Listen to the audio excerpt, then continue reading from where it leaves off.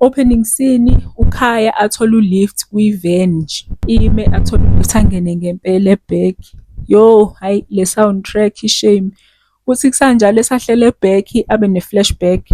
Flashback 2 years ago. Nale flashback ayibonakali kahle. Ngoba nakhu kuthiwa flashback sekumele ifleshe. Ivusa ama-epilepsy ngeke. Koda-ke kuleya flashback wayethenga kanti it's a set up situation, waboshwa. Futhi njengoba efika nje after 2 years ese-hike-ile wagibela evenini, imande ephuma ejele. Yabo usefikile-ke la ikasi kuyabonakala nje uyaphuza laphaya ebhodini. Sekuyisebusuku futhi manje. Kufika usisi-ke wama-hook up, uCandy igama lakhe.